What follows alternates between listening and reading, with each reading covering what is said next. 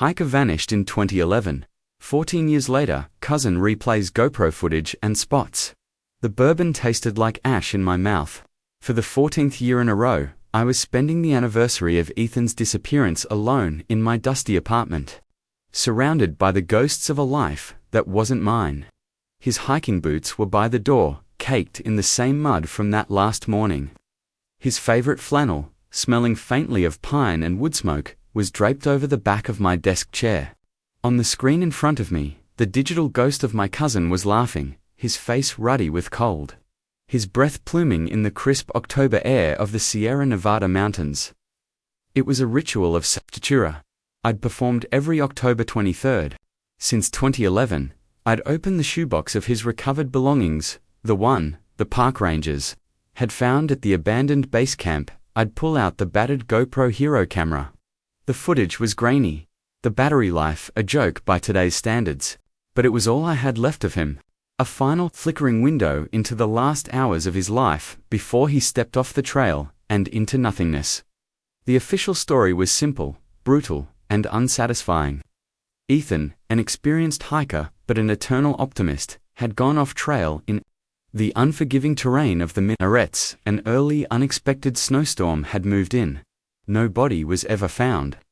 He was one of the dozens of souls the mountains swallowed whole each year. A statistic filed away in a cold case folder, but I never bought it, not for a second. My finger trembled as I clicked the mouse, my knuckles white. The video file, labeled day_03_final.mp4, was 3 hours, 17 minutes, and 42 seconds long. I'd watched it hundreds of times. I knew every frame, every muttered curse as Ethan fumbled with his pack, every breathless, awestruck whisper as a vista opened up before him.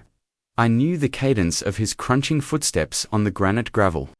I knew the exact moment a hawk's cry echoed through the canyon.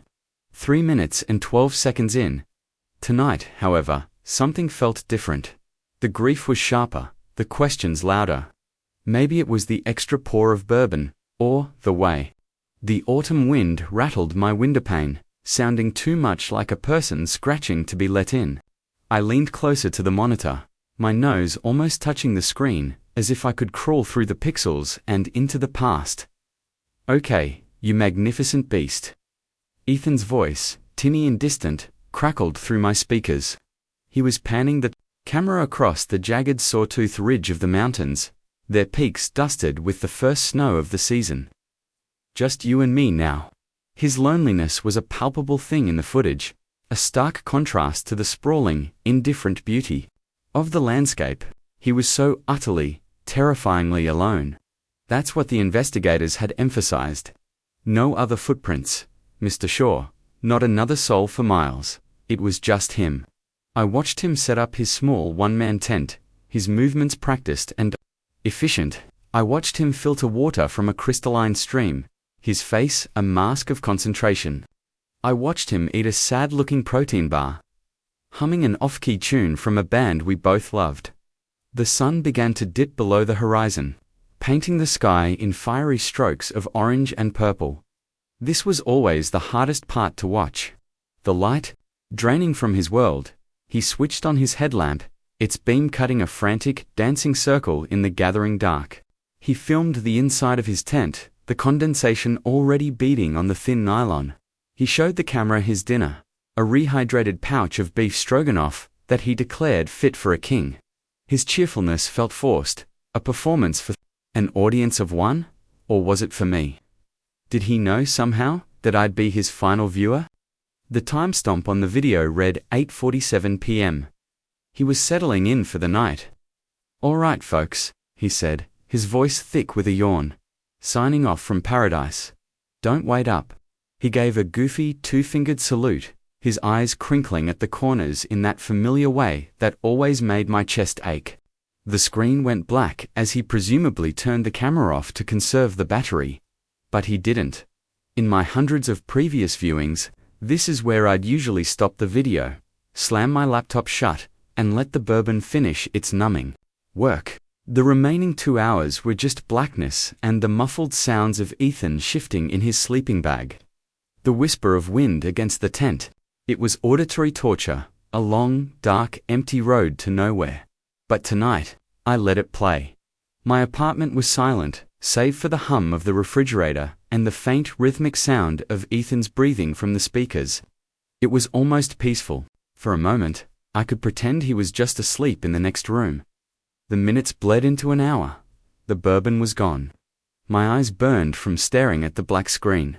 I was about to give up, to finally surrender to the exhaustion and the grief. When I heard it, a sound, or it was faint, almost imperceptible beneath the wind, a crunch, not the sound of Ethan's movements. This was different, sharper, heavier. The crunch of a footstep on dry leaves and twigs, just outside the tent. My heart hammered against my ribs. I cranked the volume on my speakers, the static hissing in my ears. Crunch. There it was again. Closer this time. Ethan's breathing stopped. The silence that followed was absolute, a vacuum of terror. I could feel his stillness, his fear, as if it were my own. He was listening, waiting. Then, a voice. A man's voice. Low and rough, like gravel scraped over stone. I know you're in there. The words were not shouted. They were spoken with a chilling conversational calm that made the hair on my arms stand straight up. It wasn't a park ranger. It wasn't a fellow hiker. The tone was predatory. My own breathing hitched. I was holding my breath, just as Ethan must have been. This wasn't in the police report. They'd listened to the audio. They'd analyzed it. They said it was just wind, animal sounds. The mountains play tricks on you, son. The camera, still running in the darkness, jostled. I could hear the rustle of the sleeping bag as Ethan shifted, his hand probably reaching for his hunting knife or his bear spray. The voice came again, closer to the tent flap. Don't make this difficult, Ethan. He knew his name. A cold dread, colder than any winter snow, washed over me. This wasn't a random encounter. This wasn't a tragic accident. This was an execution. A shadow blotted out a fraction of the blackness on the screen. Someone was standing right outside the tent, their form silhouetted against the faint moonlight filtering through the thin nylon. I could hear their breathing now, a low, steady rasp, a zipper, the sound ripped through. The quiet, loud as a gunshot. The tent flap being torn open, Ethan scrambled backward, the camera lurching wildly. For a split second, a sliver of the scene was illuminated by his headlamp beam as it thrashed around. I saw a boot. A heavy dark leather hiking boot, not Ethan's. I saw the edge of a canvas jacket. And then, a face. It was there for no more than 10 frames. A flash of an image, distorted by the wide-angle lens and the chaotic movement, but it was enough. A man, older, with a thick, graying beard and eyes that were 2 black holes of cold fury. But it wasn't the stranger that made my blood run cold. It was the other person, the one standing just behind him, partially obscured, their face half in shadow. It was a face I knew. A face I had seen at family dinners, at Christmas parties, at Ethan's funeral. A face that had offered me comfort and condolences, a hand on my shoulder, a sad, knowing smile. My uncle. My father's brother, Robert. The camera crashed to the floor of the tent, the lens pointing up at the canvas ceiling. The next sounds were a symphony of violence, a grunt of effort. The sickening, wet thud of something heavy hitting flesh. A choked gasp from Ethan. There was no cry for help, no scream. Just the awful, intimate sounds of a life being brutally extinguished. I scrambled back from my desk, my chair tipping over and crashing to the floor. A strangled noise clawed its way out of my throat. My hands flew to my mouth, trying to stifle the scream. It couldn't be. It was impossible. A trick of the light, a digital artifact. My grief-addled mind playing tricks on me. I lurched forward, my hands shaking so violently I could barely control the mouse. I rewound the video, played it again. Crunch. I know you're in there. Crunch. Don't make this difficult, Ethan. The zipper, the lurching headlamp, the boot, the jacket, the face. There was no mistake. It was him. It was Robert. His expression in those few frames was not one of grief or shock. It was cold, impassive. The look of a man watching a job being done. The video played on. The thuds stopped. There was only the sound of heavy breathing, the rustle of clothing, and then the sickening, dragging sound of Ethan's body being pulled from the tent. My entire world tilted on its axis. The past 14 years, the memorials, the shared grief, the comforting lies, it was all a facade. A carefully constructed lie, built on a foundation of murder. My uncle, who had held me as I wept. My uncle, who had helped my parents organize the search parties. My uncle, who delivered a heart-wrenching eulogy about his beloved, adventurous nephew, gone too soon. He was there. He watched it happen. The black screen was my only companion now. The audio was just the whisper of the wind again, a lonely, mournful sound sweeping through an empty tent. The camera had been left behind, a silent witness. For 14 years, the truth had been sitting in a shoebox in my closet, waiting. My mind raced, trying to connect the dots, to make sense of the nonsensical. Why? What could Ethan, sweet, goofy, harmless Ethan, have done to warrant such a fate? And the other man, the one with the dead eyes and the beard, who was he? I felt a surge of adrenaline so powerful it made me dizzy. This changed everything. This wasn't a cold case anymore. This was a homicide. And I was the only one who knew. I looked at the clock. 2:17 a.m. The city outside was asleep. But in my small, cluttered apartment, a 14-year-old nightmare had just woken up and screamed. I had the proof. I had the face. But what did I have, really? A few grainy, chaotic frames of video.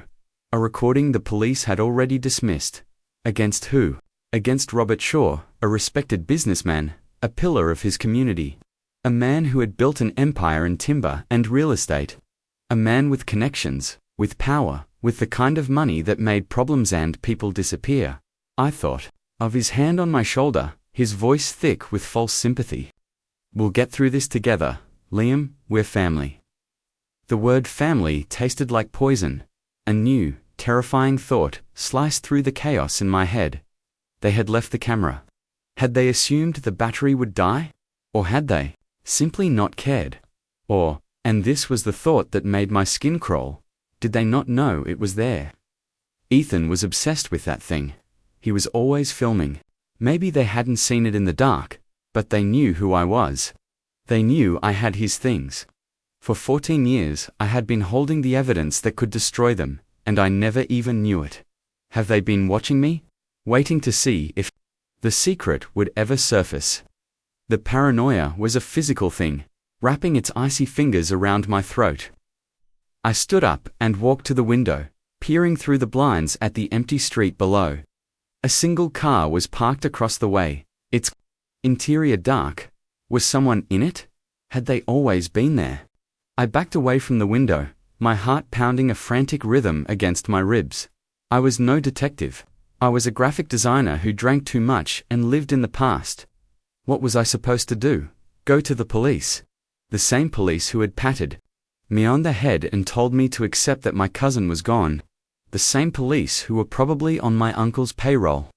This is insane, I whispered to the empty room, the sound of my own voice startling me. I looked back at the laptop screen, at the frozen black frame that held a universe of secrets. It wasn't just about justice for Ethan anymore. It was about me. I had replayed the footage. I had seen what I'd seen. I was no longer just a grieving cousin. I was a witness, and the people who had murdered Ethan now had a reason to want me gone, too. The wind rattled the window again, and this time, I was sure it wasn't the wind.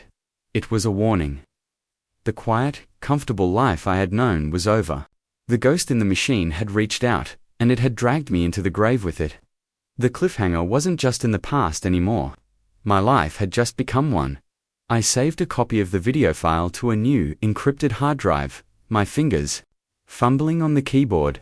Then I took the original GoPro, the shoebox, and the hard drive, and I hid them in the one place I knew no one would ever look. Inside the hollowed-out back of my father's old broken stereo speaker that I'd kept. For sentimental reasons. It felt flimsy, inadequate. A child's hiding place. But what choice did I have? I was alone, just as Ethan had been. And out there, in the sleeping city, the monsters were real.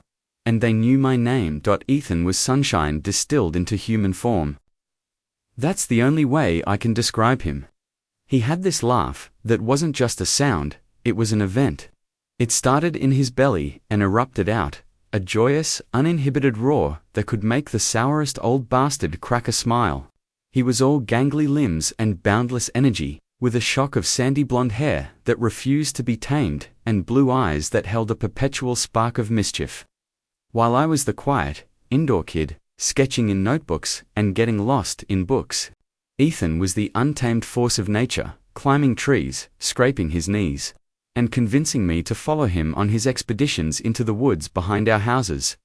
Our childhood was a shared map of secret forts, hidden streams, and the sprawling, interconnected backyards of a sleepy suburban neighborhood. Our mothers were sisters, and our houses were separated by a patch of lawn that was worn bare from our constant transit. Ethan was 2 years older, a gap that felt immense in childhood. Making him the natural leader, the captain of our two-person army, he taught me how to skip stones, how to tie a proper knot, how to read a compass. I taught him which Led Zeppelin albums were the best, and helped him with his book reports. We were more than cousins. We were brothers, two halves of a whole, but even in that idyllic landscape, shadows lurked. The longest, darkest shadow was cast by his father, my Uncle Robert. Robert Shaw was the antithesis of his son. Where Ethan was light, Robert was granite. He was a man carved from ambition and impatience. With a booming voice that was perpetually set to critique, he moved with a heavy, deliberate purpose, as if the world were an obstacle course. Was determined to conquer. His smiles were rare and thin, reserved for business deals and public appearances. At family gatherings, he was a thundercloud in a pressed suit, his eyes constantly scanning, assessing, judging. He had built his fortune from the ground up, a fact he never let anyone forget. He'd started with a small logging contract and had ruthlessly expanded, buying up land, undercutting competitors, and forging a reputation as a man who always got what he wanted. His success was the stuff of local legend, but it came at a cost. He treated his family like a corporate subsidiary, and Ethan was his most disappointing asset. Still playing in the dirt, son? I remember him booming one Thanksgiving, clapping, a hand on Ethan's shoulder that was less affection and more a show of force. Ethan had just returned from a week-long trip in the Appalachians, his face aglow, his spirits soaring. There's a world out there to be conquered, not just looked at. Ethan's smile would tighten, the light in his eyes dimming just a little. It's not just looking, Dad, it's feeling it, being a part of it, feeling it doesn't pay the bills, Robert would scoff, turning away his attention already snagged by a more important conversation. I've got a desk waiting for you when you're done with your hobby. The desk was a threat, a cage Ethan was terrified of. He saw what the business had done to his father, how it had hollowed him out, leaving nothing but a shell of ambition. Ethan's love for the wilderness was a direct rebellion against Robert's world of concrete and commerce. The mountains were his sanctuary, the one place his father's voice couldn't reach him, the one place he could breathe. The third point in our tragic triangle was a man I only knew as Silas. He was the hidden witness, though at the time, he was just a ghost story, a local legend. Silas Blackwood. He was the man with the beard from the GoPro footage. In the years leading up to Ethan's disappearance, his name was a whisper in the small towns bordering the national park. He was a recluse, a mountain man who had gone feral, as the locals said. He'd been a logger on one of Robert's earliest crews, a man known for his incredible strength and his volatile temper. The story went that there was an accident at a logging site. A piece of heavy machinery failed, a cable snapped, and a man was killed. The official investigation ruled it an accident, a tragic but unavoidable risk of the job. But the rumors persisted. They said Silas knew something more. They said he'd confronted Robert, accused him of cutting corners on safety, of using faulty equipment to save a few bucks. What happened next was murky. There was a fight. Silas, consumed by grief and rage, supposedly beat Robert half to death. He was fired, blacklisted, and facing serious charges. But before the law could catch up with him, he vanished. He retreated deep into the mountains, living off the grid, becoming more myth than man. Hikers would sometimes report seeing a wild-looking figure watching them from the trees, or finding strange, ritualistic carvings on the rocks. Silas Blackwood became the bogeyman of the Sierras, a cautionary tale parents told their children. I never connected Silas to Ethan. Why would I? To me, he was just a spooky story. The summer before Ethan left for that final trip, the tension in their family had reached a breaking point. I was over at their house, a sprawling sterile mansion that always felt more like a museum than a home. I was helping Ethan plan his route through the minarets. Spreading topographic maps across the polished marble of the kitchen island, Robert stormed in. His face flushed, a vein pulsing in his temple. He was holding a letter from a university. Ethan had been accepted into a master's program for environmental science. It was his dream. To Robert, it was the ultimate act of defiance. What the hell is this? Robert's voice echoed in the cavernous room. He slapped the letter down on the map. Environmental science. You want to join the enemy, the tree huggers who spend their lives trying to shut down men like me. Ethan stood his ground, but I could see the tremor in his hands.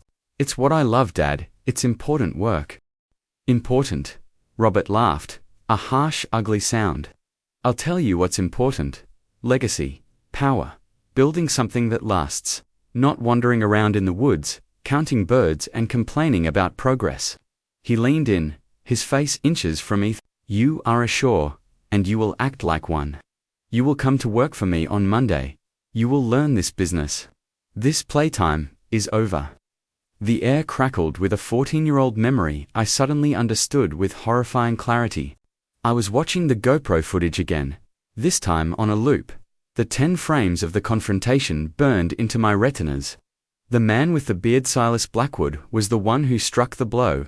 But Robert was there. He was watching.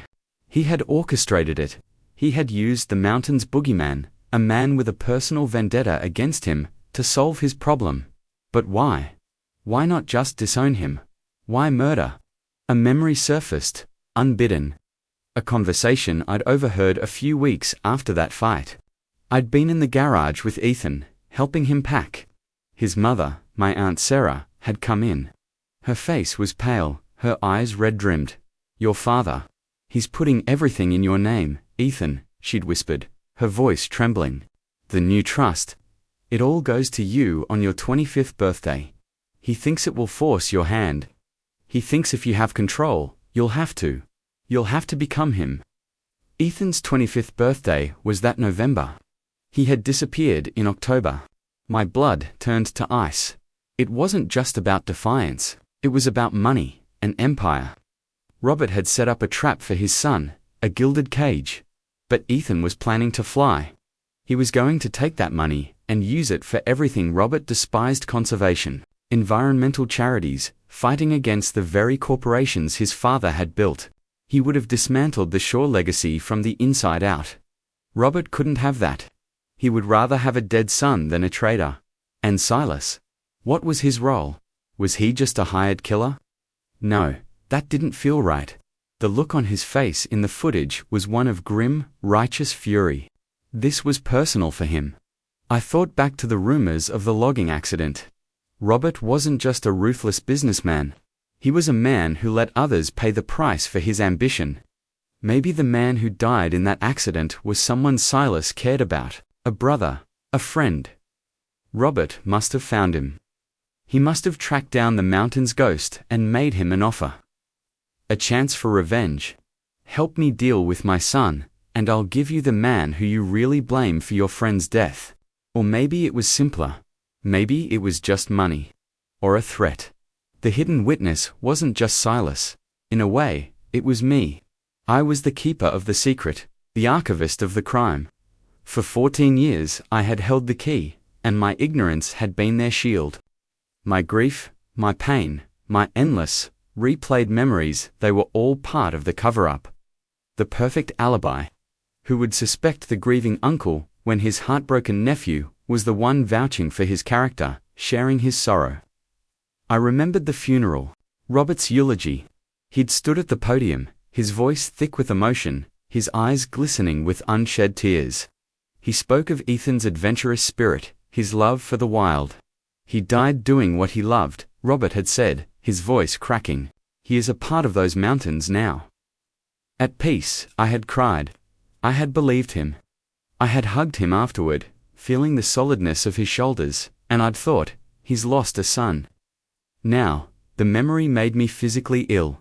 I saw it for what it was, a performance, a masterpiece of deception. He wasn't mourning a son. He was burying a loose end. He was cementing his alibi in the tears of his own family. The broken pasts were all connected.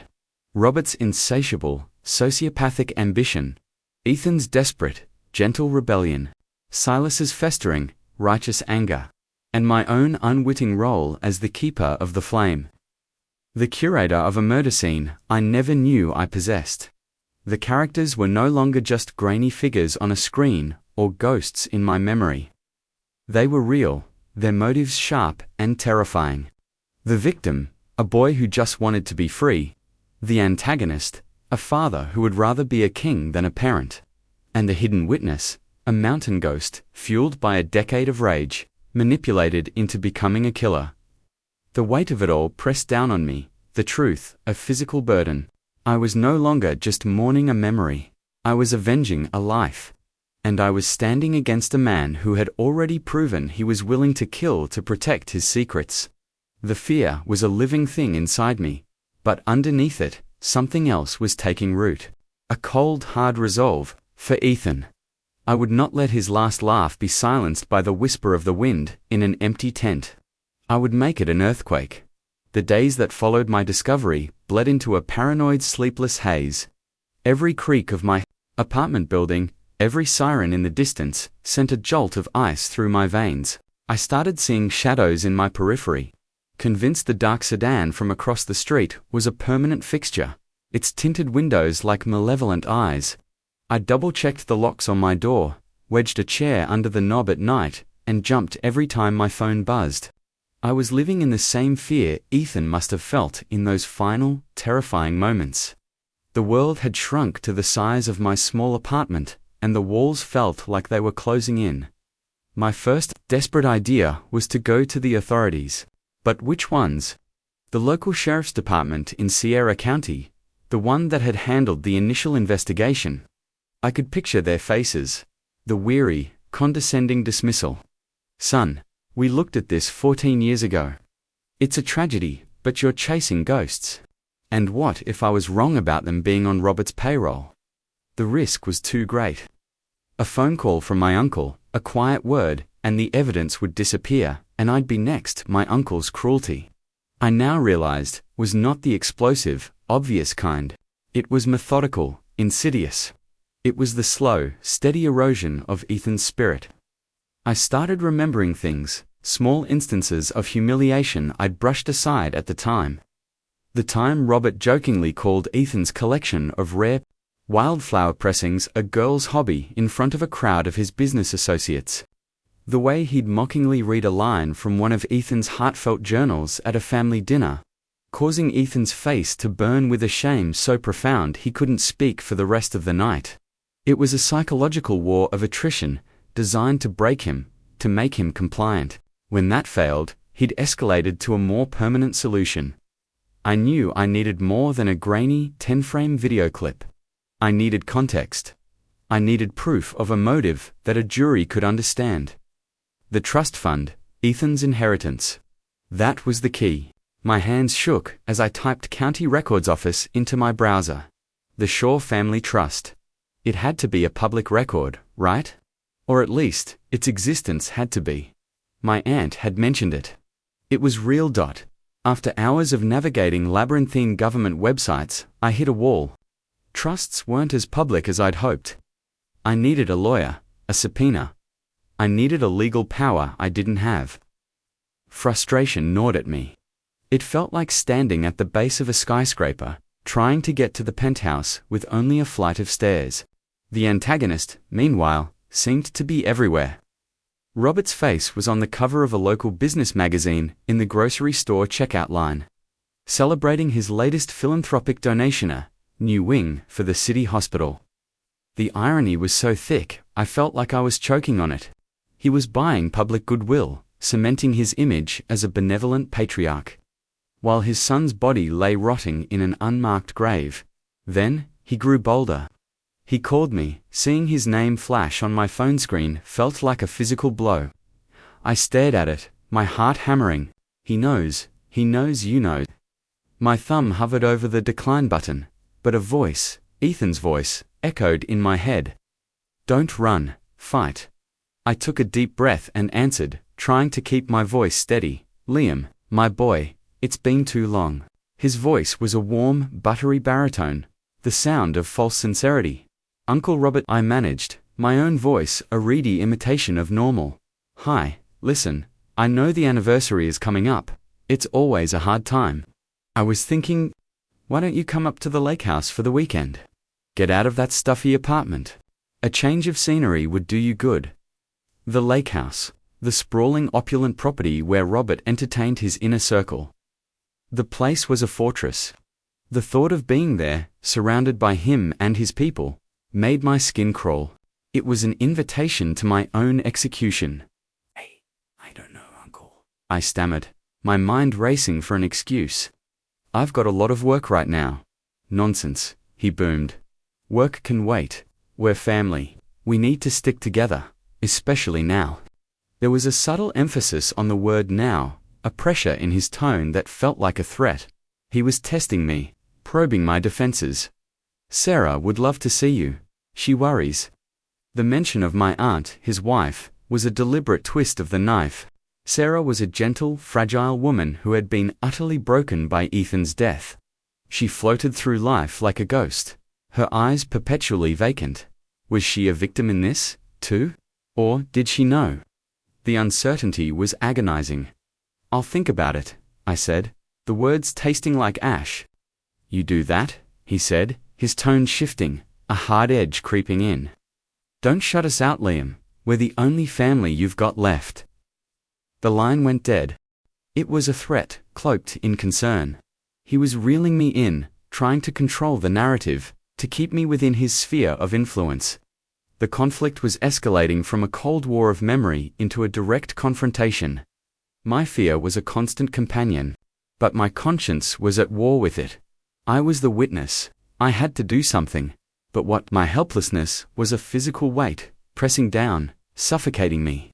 I felt like a man trapped in a soundproof room, screaming at the top of his lungs while the killer sharpened his knife on the other side of the glass.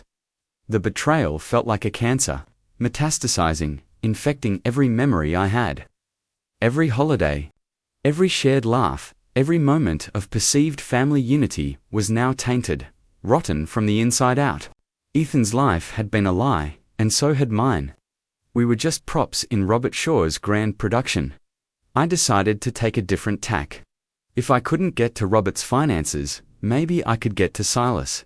Silas Blackwood, the boogeyman. The man who had swung the weapon. Finding him was like searching for a needle in a mountain range. He was off the grid. No phone, no address, no digital footprint. He was a ghost. But ghosts leave trails. I started with old news articles about the logging accident. The archives of the local paper, the Pine Ridge Gazette, were online. I scrolled through years of digitized microfilm, my eyes burning. And then I found it. An article from 1999, tragic accident at shore logging site, claims life of local man. The victim's name was David Miller. The article was brief, quoting, Sheriff Miller no relation. The article noted on the unfortunate equipment malfunction. It mentioned one witness, Silas Blackwood, a close friend of the deceased, David Miller. The name meant nothing to me, but it was a thread.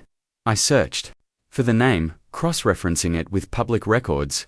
I found a single hit, an address for a small, dilapidated house on the outskirts of Pine Ridge, the town closest to where Ethan had disappeared. The property was still listed under David's name, the taxes apparently being paid by an anonymous benefactor through a law firm in the city. Robert's law firm.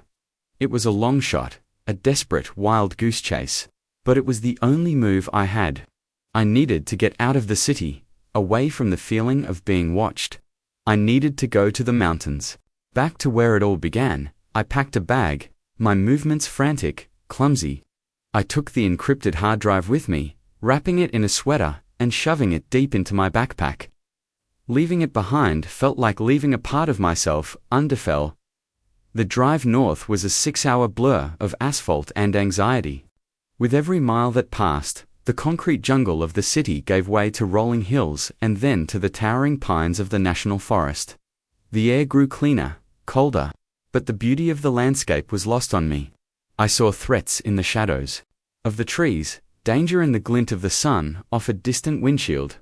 Pine Ridge was a town that time had forgotten. A single main street with a handful of storefronts, a general store, a diner, a dusty Batanda tackle shop. The kind of place where everyone knew everyone's business. A stranger like me would stick out like a sore thumb. I found the house easily enough. It was set back from a dirt road, almost completely swallowed by the encroaching forest. The paint was peeling, the porch was sagging, and a window was boarded up. It looked abandoned, a place of forgotten sorrows. I parked my car down the road and walked, my heart pounding with a mixture of fear and adrenaline. This was stupid. What did I expect to find? A confession tucked under the mattress. The front door was unlocked. It swung open with a groan of protest, revealing a room thick with the dust of years. Faded floral wallpaper, a threadbare armchair, a scattering of old magazines. It was a tomb. I moved through the small house, my footsteps echoing in the silence. In the back bedroom, I found it. A small wooden box tucked away on the top shelf of a closet, hidden beneath a pile of moth-eaten blankets. My fingers trembled as I lifted the lid. Inside, nestled on a bed of yellowed cotton, were photographs. Pictures of two men, young, bearded, laughing, their arms slung around each other's shoulders. One was clearly Silas, his face less haunted, his eyes brighter. The other must have been David Miller. They were standing in front of the same logging equipment that would later kill him. Beneath the photos was a small leather-bound journal. Silas's journal. My breath caught in my throat. I sat on the edge of the dusty bed and opened it. The handwriting was a rough, angry scrawl. The entries were sporadic, filled with rage and grief. He wrote about the accident, about the snap of the cable, about David's scream. He wrote about Robert Shaw, his words dripping with a venom so pure it was terrifying. He knew the cable was frayed, I told him. He said we were behind schedule. He said a new one was too expensive. He murdered him for money. He murdered my brother. Brother, not by blood, but by bond. The aha moment was like a bolt of lightning. The journal was a testament to a decade of festering hatred. Silas had documented every corner Robert had cut, every safety violation he'd ignored. He had been building a case, a lonely one-man crusade against the Titan. And then the entries changed. A new one, dated just a month before Ethan's disappearance. He found me. The devil himself. Came right up my mountain. He offered me a deal, a trade, a son for a brother. He said the boy was a traitor, weak, spitting on everything the family stood for. He said it was justice, a chance to make it right. He showed me a picture. The boy had his father's eyes. I felt sick. It was all there. The whole sordid, twisted conspiracy, laid bare in angry ink. Robert had preyed on Silas's grief, twisted his quest for justice into an act of murder. He'd painted Ethan as a monster to a man who was already half mad with his own demons. I had the proof. This journal was the Rosetta Stone for the GoPro footage. It was the motive, the confession, the entire story. I was so engrossed, so lost in the pages of Silas's rage, that I didn't hear the floorboards creak on the porch. I didn't hear the front door swing open. The first I knew I wasn't alone was when a shadow fell over the page. I looked up, my blood turning to ice. A figure stood in the doorway of the bedroom, silhouetted against the light from the hall. He was huge, broad-shouldered, with a wild graying beard that covered most of his face. His eyes, even in the dim light, were two burning coals of intensity. It was Silas Blackwood. He was holding a rusty hunting rifle, and it was pointed directly at my chest. "You shouldn't be here," he rasped. His voice the same gravelly sound from the video, a sound I had heard in my nightmares. "That box, it's not for you." My mind went blank with terror. I was holding his confession in my hands. I was in his sanctuary. I had trespassed on the grave of his past. He had killed once to protect his secrets. He would not hesitate to do it again. The hunter had just walked into the bear's den, and the bear was awake. Time slowed to a crawl, each heartbeat a deafening drum in my ears. The bore of the rifle was a perfect black circle, an eclipse of my future. Silas's eyes, burning with a feverish intensity, were locked on the journal in my hands. He took a heavy step into the room, the floorboards groaning under his weight. The air was thick with the scent of pine needles, wood smoke, and something else, something wild and dangerous. "Who sent you?" he growled. The sound a low rumble in his chest. Was it him? Did he send you to clean up his last loose end? My mouth was dry, my tongue a useless piece of leather. Words were failing me. I could only shake my head, a tiny, pathetic movement. "Don't lie to me," he snarled, taking another step. He was a mountain of a man, his presence filling the small dusty room, sucking all the air out. "I can smell a liar a mile away. You reek of the city. You reek of him." My mind finally kicked into gear, adrenaline overriding the paralysis. I had to talk. I had to make him understand. "No," I croaked, my voice cracking. "He didn't send me. I came on my own. I'm Ethan's cousin." The name hung in the air between us, a ghost summoned into the room. For a fraction of a second, the inferno in Silas's eyes flickered. A flicker of confusion, of pain, I couldn't be sure. The rifle didn't waver. "Ethan," he repeated, the name tasting like a curse on his tongue. "The boy, he was my family," I said, my voice gaining a sliver of strength. I held up the journal, my hand trembling. "I know what you did. I know why you did it. I read about David, your brother." His face contorted, a mask of anguish, so profound it was terrifying to witness. "You know nothing. I know Robert Shaw murdered your brother, just as surely as if he'd pulled the trigger himself." I pushed, the words tumbling out in a desperate torrent. "He used faulty equipment, he cut corners, he let David die to save a few dollars. And then he came to you, a man consumed by grief, and he pointed your rage at his own son. He twisted your need for justice into his personal housekeeping. He used you, he turned you into a monster to solve his inheritance problem." The silence that followed was heavy, absolute. Silas stared at me, his knuckles white on the stock of the rifle.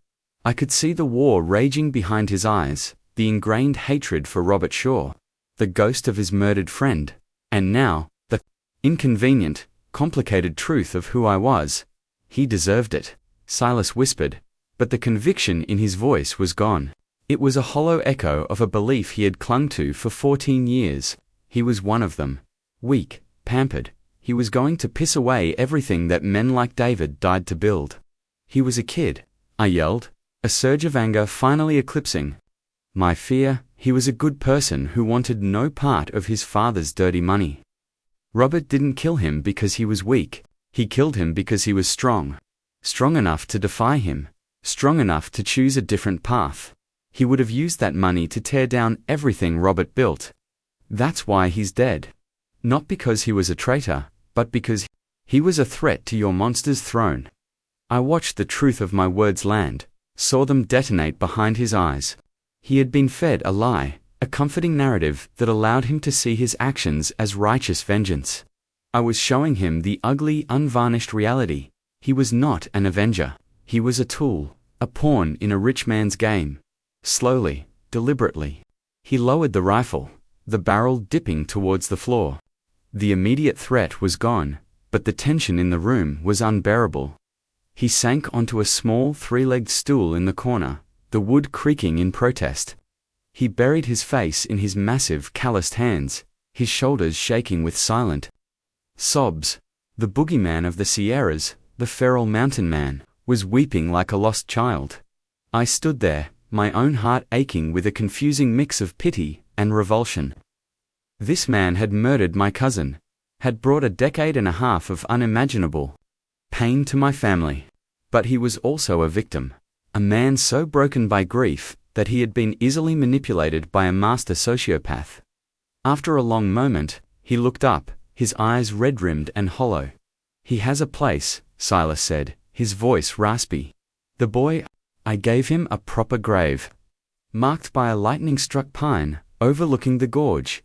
It's a good place, a quiet place." The information was a punch to the gut.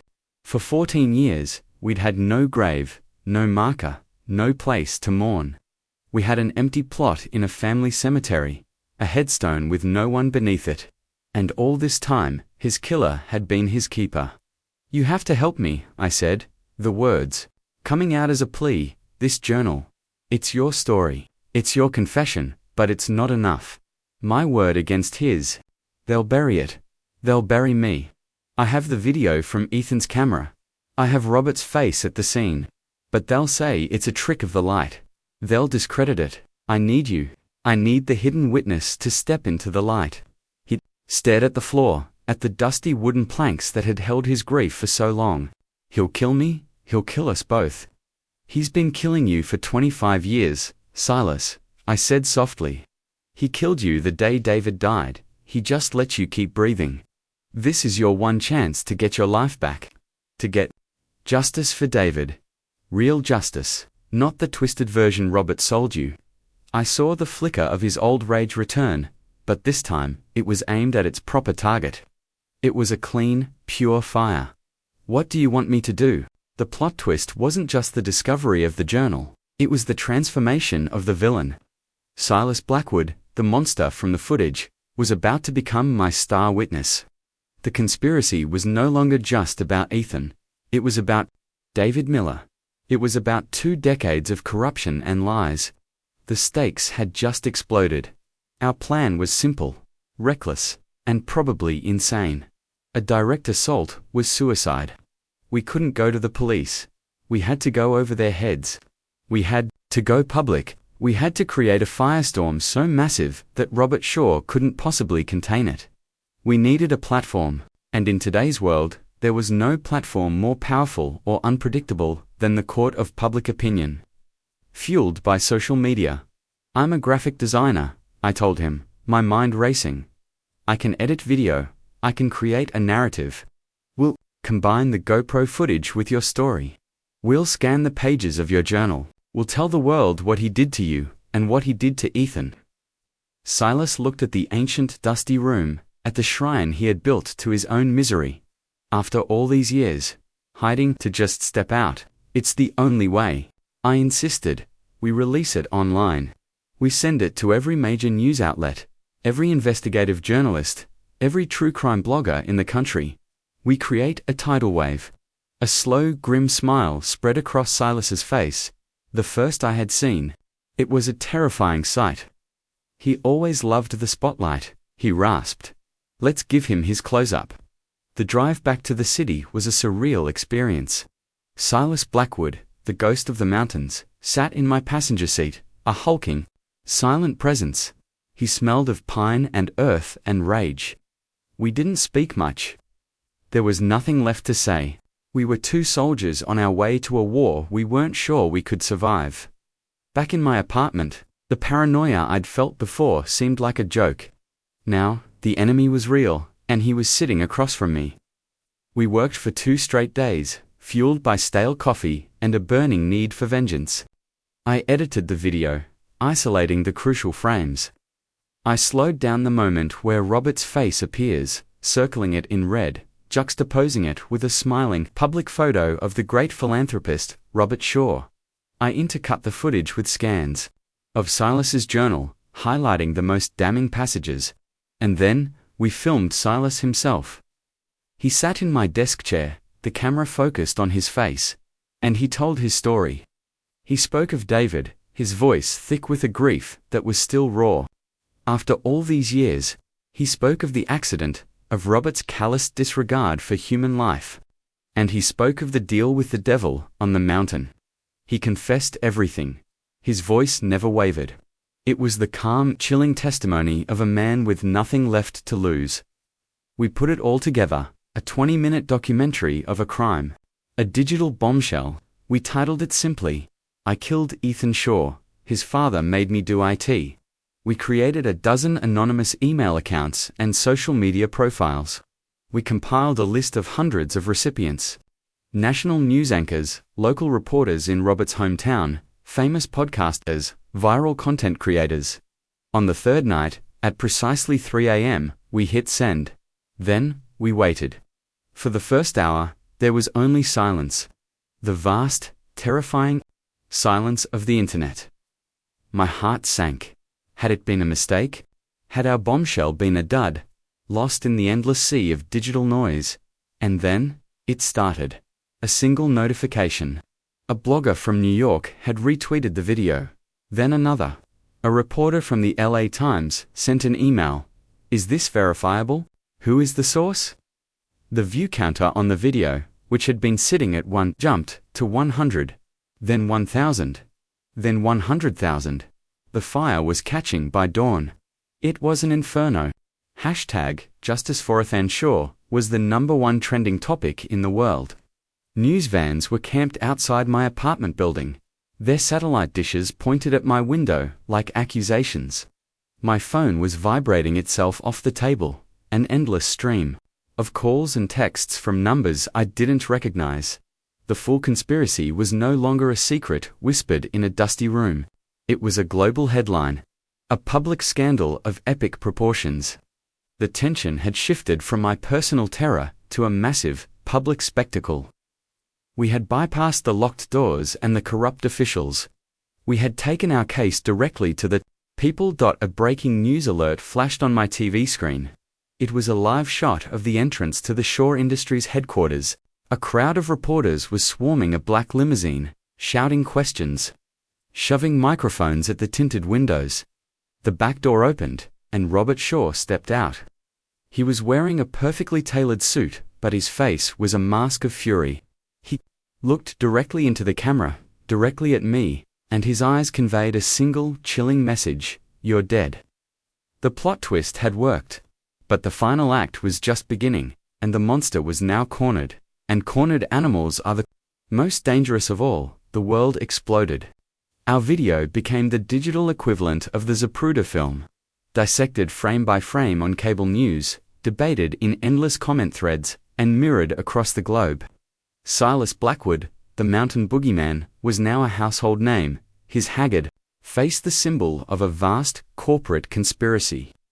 Robert Shaw's carefully curated image of a benevolent patriarch shattered in a matter of hours, replaced by that of a monster who would sacrifice his own son for greed. The cinematic payoff began, not with a bang, but with a quiet official knock on my apartment door. I opened it to find 2 stone-faced FBI agents, their credentials held up for me to see. Behind them, the hallway was a chaotic scrum of cameras and reporters held back by local police. "Liam Shaw," the taller agent asked, his eyes scanning the room, lingering for a moment on the hulking figure of Silas sitting calmly in my desk chair. "We need you and Mr. Blackwood to come with us." It wasn't a request. We were escorted out through a back entrance, bundled into an unmarked black SUV, and driven to a secure federal building. The next 72 hours were a blur of depositions, witness protection protocols, and endless cups of lukewarm coffee. I told my story, and Silas told his, over and over again. 2 rooms of impassive agents and stern-faced federal prosecutors. They had already subpoenaed the Shaw family trust documents. They had already exhumed the company's financial records. Our digital bombshell had given them the political cover they needed to go after a man who had long been considered untouchable. The public pressure was immense and unrelenting. Shaw Industries stock plummeted. Corporate partners issued statements, distancing themselves. The board of directors called an emergency meeting. The empire Robert had built with such ruthless precision was crumbling around him. But Robert didn't flee. He didn't hide. He went on the offensive. He scheduled a live, primetime interview with a famous hard-hitting journalist. It was a bold, arrogant move. A final, desperate attempt to control the narrative. The entire country, it seemed, tuned in to watch. I sat with Silas and 2 federal agents in a sterile debriefing room, watching the broadcast on a large monitor. Robert appeared on screen, his expression a carefully crafted mask of sorrow and betrayal. He looked tired, wounded, but dignified. This is a tragedy beyond comprehension, he began, his voice thick with practiced emotion. My son, Ethan, was my life. His loss was a wound that has never healed. The journalist, a woman known for her merciless questioning, leaned forward. Mr. Shaw, you're saying this video, this confession from Silas Blackwood, it's all a lie? It is a vile, opportunistic fantasy, Robert said, his voice rising with indignation. This Silas Blackwood is a disgruntled exemplary, a violent man with a decades-old grudge against my company. He has concocted this sickening story, manipulating my grieving impressionable nephew, Liam, to extort money from my family. In its darkest hour, he looked directly into the camera, his eyes glistening.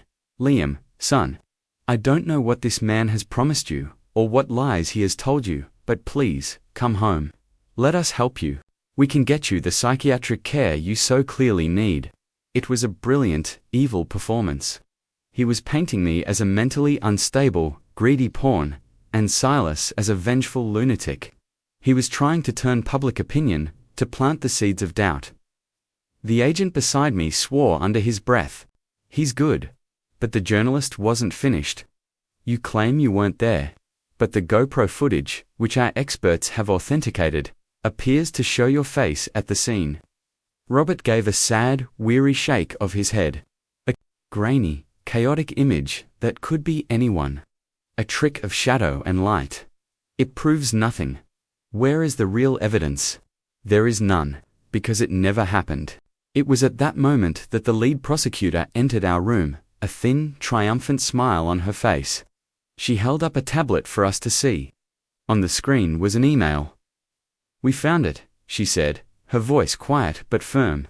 Buried in a on your aunt's laptop. She must have saved it without realizing what it was. The email was from Robert to his personal lawyer, dated the day after Ethan was reported missing. The subject line was loose end. The body of the email was short and chilling. The package has been delivered. But the delivery boy left a tool behind at the site. A small recording device. He assures me the battery life is minimal, but I want it retrieved. Offer the Rangers a generous donation for their search and rescue fund. Make sure my nephew Liam gets all of the boy's personal effects. He's a sentimental fool. He'll keep it safe for us without ever knowing what he has. The room fell silent. It was the smoking gun, the nail in the coffin, a confession of the crime, the cover-up, and his contemptuous opinion of me, all in his own words. He hadn't just orchestrated the murder. He had used my grief as a storage locker for the evidence. The prosecutor smiled. The interview is live. We can get this to the journalist in the next 60 seconds. The agent next to me grinned. Let's give the man his public justice. On the screen, Robert was in the middle of a self-righteous monologue about the sanctity of family. The journalist held up a hand, interrupting him. An earpiece was feeding her information. Her eyes widened. Mr. Shaw, she said, her voice now cold as ice. We are just receiving a breaking development. I have here a copy of an email you sent to your attorney on October 24, 2011. She began to read. The transformation on Robert Shaw's face was the most cinematic thing I have ever witnessed. The mask of practiced grief melted away, revealing the raw, ugly face of a cornered predator. The color drained from his skin. A muscle in his jaw began to twitch violently. The carefully constructed facade of a powerful, grieving father crumbled into dust on live international television. He didn't speak. He couldn't, he just stared, his mouth slightly agape, as the journalist read his own words back to him. Each one a hammer blow, demolishing his empire of lies. The camera zoomed in, capturing every detail of his undoing. The sweat beading on his forehead, the panic in his eyes. The final dawning realization that there was no way out. He had been so arrogant, so sure of his own invincibility, that he had documented his own crime. When she finished reading, the silence in the studio was absolute. Robert opened his mouth, but no sound came out. He looked like a man who had been struck by lightning. The journalist delivered the final devastating line. "Mr. Shaw, do you have a comment?" At that exact moment, 2 federal agents walked onto the television set from the wings. They moved calmly, professionally, flanking him on either side. One of them spoke, his words inaudible to the television audience, but his meaning perfectly clear.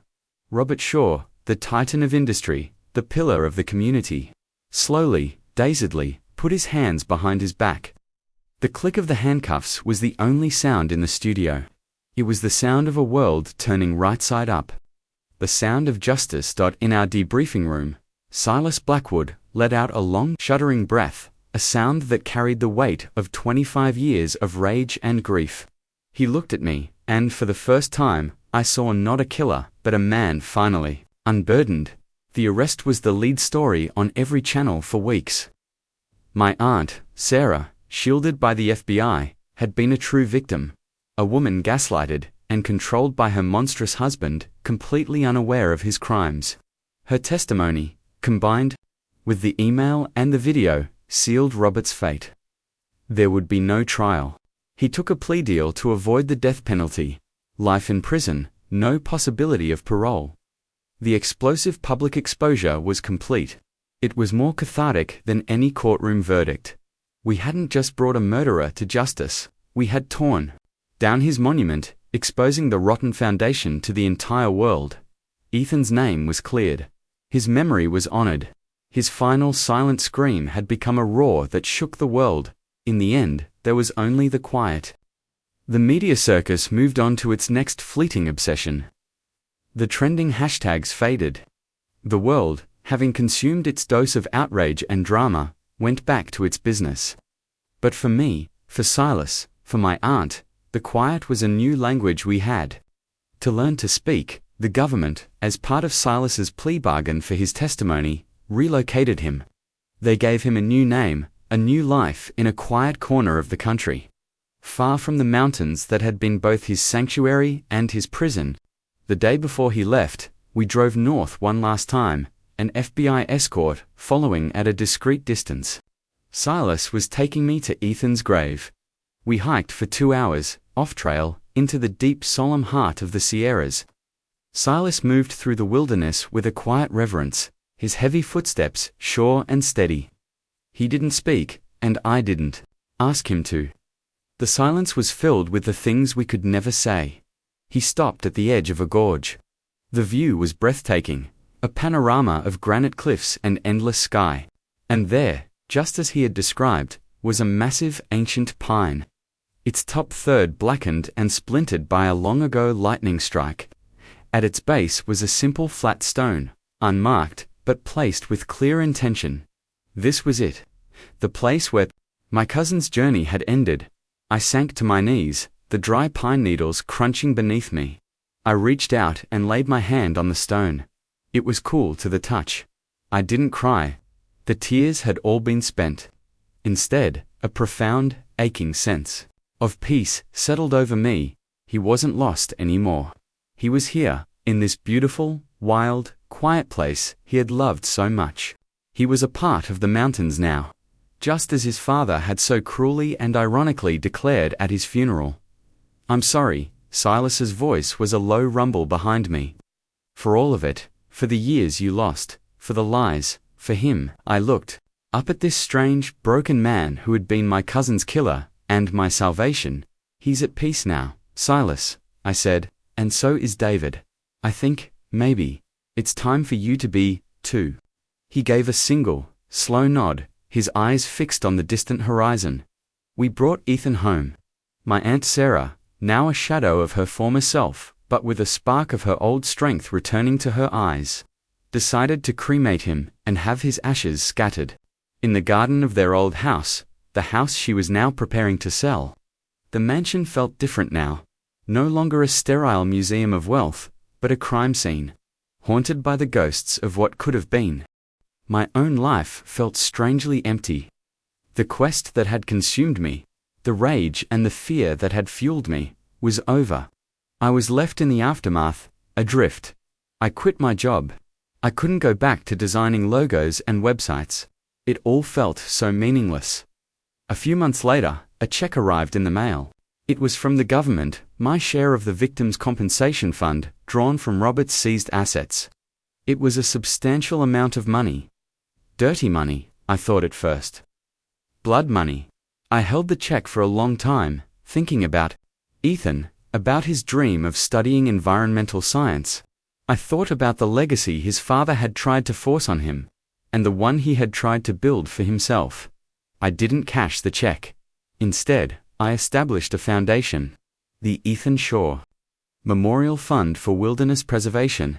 Its mission was to provide scholarships for students pursuing careers in environmental science, and to fund the acquisition and protection of wildlands, specifically targeting land that was under threat from corporate development, including several parcels owned by the now bankrupt Shaw Industries. My new life began.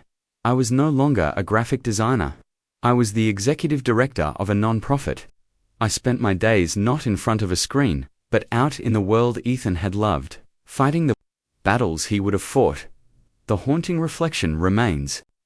There is no neat, happy ending. My cousin is still dead. My uncle will die in a concrete cage. My aunt will live out her days in the shadow of her husband's monstrous betrayal. The cost of the truth was immeasurable. Sometimes, late at night, in the quiet of my new, emptier apartment, I pull out the old GoPro. I don't watch the video anymore. I just hold it in my hands, the battered plastic cool against my skin. It's a relic now, a sacred object. A reminder that the ghosts of the past are never truly gone. They just wait, silently, in the dark, in the forgotten files and the dusty boxes, for someone to finally press play, and that the truth, no matter how long it is buried, will always, eventually, find its way into the light. The echo of Ethan's laugh is gone, but the echo of his legacy, the one I am trying to build for him, is just beginning. It's a bittersweet healing, a life reclaimed from the ashes of a tragedy, a final, quiet act of defiance against the man who thought he could silence the sun.